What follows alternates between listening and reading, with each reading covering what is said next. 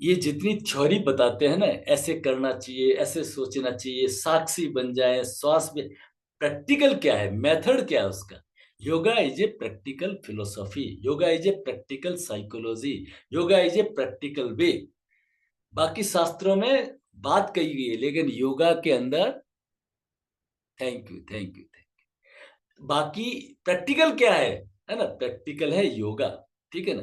तो जैसे हमारे एक शास्त्रों में एक कहानी आती है, वृद्रनायक उपनिषद, सबसे बड़ा उपनिषद, वृद्रनायक उपनिषद, है ना?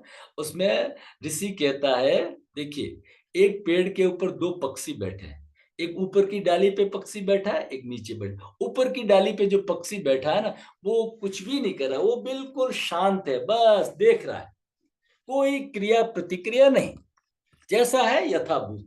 दूर दूर की आवाजें आ रही, मेरा कोई लेना देना नहीं। गली में आवाजें आ रही, मेरा कोई लेना देना नहीं। वो सिर्फ दृष्टा है, कैमरामैन होता है, सिर्फ फोटो खींच रहा है, बस, है ना?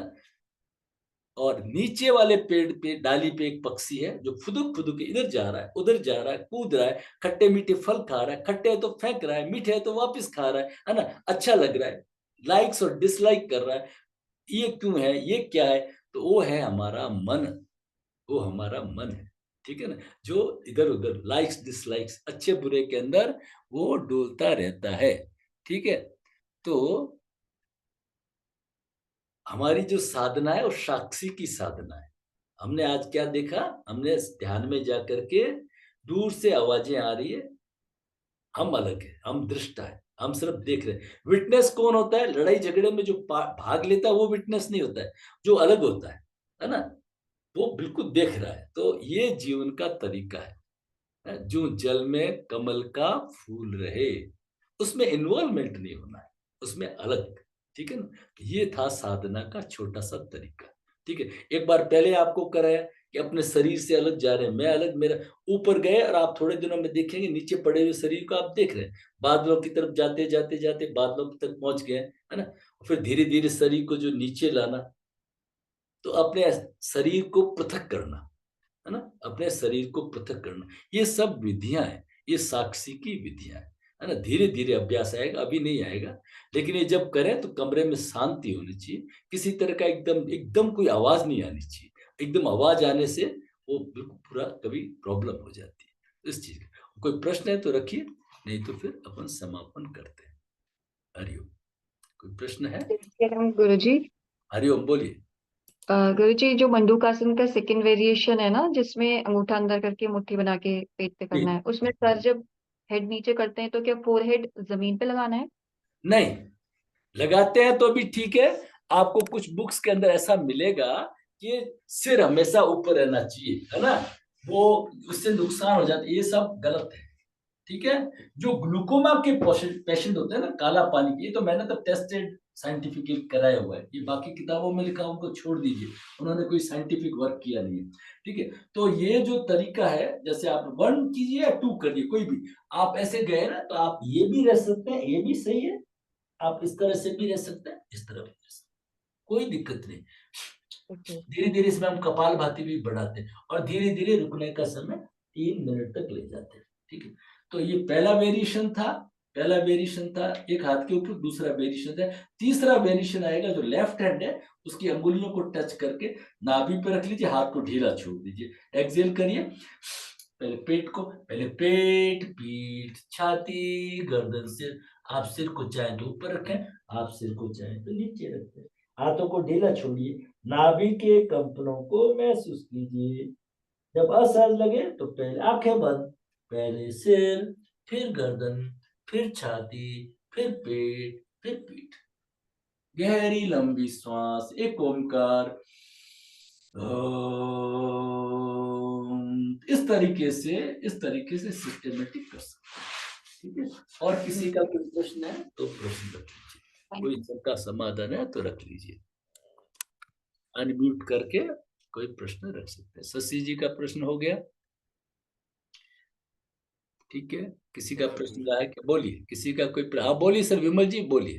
गुरुजी, थ्रोट इन्फेक्शन, गले में जो इन्फेक्शन होता है उसके लिए क्या विधि उज्जयी क्या? उज्जयी उज्जयी उज्जयी करिए, पहली बात तो हो ही क्यों, गेट को ही सही रखो ना, जलनीति करके कपालभाति करके, हो ही क्यों, जाए क्यों, अंदर ही क्यों जाए। ये द्वारपाल मजबूत नहीं थे, सो गए थे तो द्वारपाल को जगाओ, जलनीति करिए, आपको पानी से धो लीजिए, हो गया, कोई दिक्कत नहीं। आप उज्जै करिए जीप तालू पे, और फिर उसके अंदर बंद भी लगा सकते हैं। खूब सारे वेरिएशन है, खूब वेरिएशन है। मैंने आपको उज्जै कैसे बताया, मैंने आपको उज्जै बताया, सिर्फ आपने ये सरल उज्जै बताया। उज्जै प्राणायाम का जो ज्यादातर लोग यूज करते हैं वो भी आप समझ लीजिए। जीभ को तालू पे ले लिया, उज्जै किया, और यहाँ पे बंद लगाया, श्वास को भरा, जलंधर बंद और मूल बंद, दो बंद लगाते हैं। इसको समझ लीजिए कि ज्यादातर लोग ज्यादा स्कूल में इसको यूज करते हैं।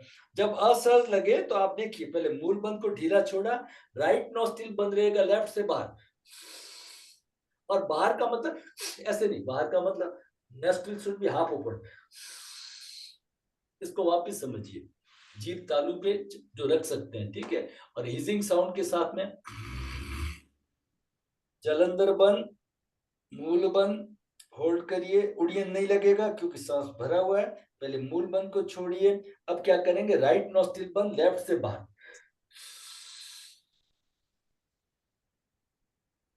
आपने ऐसे छोड़ा तो एकदम श्वास छूट जाएगा विद फ्रिक्शन। ये है, ज्यादातर स्कूल्स इसको फॉलो करते हैं, ठीक है। हम सिंपली, आप ऐसे भी उज्जै कर सकते हैं। जो आपने शीतकारी किया है, जो कोल्ड कंट्रीज है उनसे मेरा निवेदन रहेगा, वो शीतकारी की बजाय इनहेल उज्जै करें। कैसे, इनहेल उज्जै किया, होल्ड किया, एक्सहेल भ्रामरी, भ्रामरी किया, तीनों बंद लगा दिए, जीभ तालू पे। जीभ को तालू पे लाने की कोशिश करिए, touch your tongue to palate, फिर ढीला करिए, इनहेल उज्जै, सांभवी मुद्रा, ध्यान भ्रू मध्य पे, और धीरे धीरे जब हम प्रैक्टिस और करेंगे तो हम षणमुखी मुद्रा में फिर हम करेंगे, इनहेल उज्जै, एक्सहेल भ्रामरी, इस तरह से। तो ये धीरे धीरे वेरिएशन है, जैसे जैसे आप आगे बढ़ेंगे साधना में तो ये सीखते रहे। और किसी का कोई प्रश्न है तो रखिए। गुरुजी गरारे कर लीजिए, बोलिए। मेरे को वर्टिगो है और सर्वाइकल है और वर्टिगो है, तो मैं आगे आपको सर्वाइकल है, उसी से वर्टिगो है, समझे आप बात को।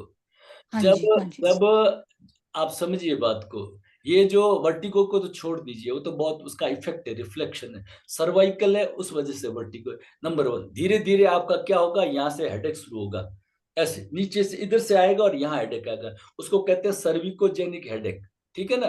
लोग उसको भी माइग्रेन नाम दे देते हैं। मैंने बहुत टिपिकल केसेस ठीक किए, बहुत ही टिपिकल, है ना, जिनके घर में मेडिकल के लोग थे, वो 19-20 साल से परेशान थे, ठीक है। मैं हिस्ट्री लिखवा के लेता हूँ उनसे। तो आपको सिंपली क्या करना है, अपने जो नेक की एक्सरसाइज है ना, नेक को सीधे रखना है, गर्दन को झुकाना नहीं। एक वीडियो मैंने शायद ग्रुप में भेज रखा है, कमर और गर्दन दर्द होता क्यों है, हाँ, एक में तो वो उसको फॉलो करना। और दूसरा है कमर दर्द के लिए, गर्दन दर्द के लिए योगा, तो वो आपको फॉलो करना है। आपके लिए सबसे इंपॉर्टेंट चीज है, आप कभी भी गर्दन को आगे नहीं झुकाएंगे।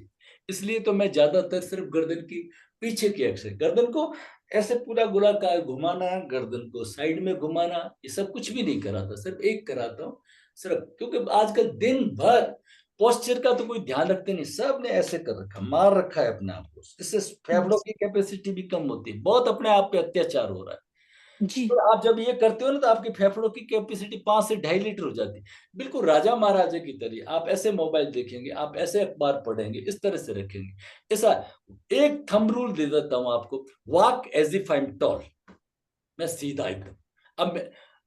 अब मैं टॉल नहीं हूं ना, मेरी हाइट कम होगी, अब मेरी हाइट, मैं से खड़ा हूं, मेरी हाइट कम।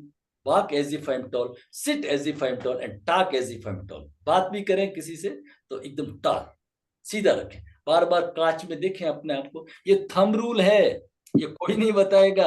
आज अपने सुबह बताया था, और मैं सारा दिन इस लाइन को दिमाग में रख के चलती रही, बिकॉज मैं पीछे से झुकने लग गई हूँ, पता नहीं दर्द, कमर की दर्द की वजह से। फिर मेरे को आपकी बात याद आई, walk as if I am tall. तो फिर मैंने सीधा कर लिया अपना। तो मैंने अपने घर हस्बैंड को भी में बताया घर में लोगों को कहते रहिए कि मैं जब भी हूं तो मेरे को टोक देना, कि अपने को मालूम नहीं पड़ता, आप फ्लो कर। क्योंकि सबसे बड़ी गलती हम ये करते हैं कि नीचे झुक करके कोई सामान उठा लेते हैं।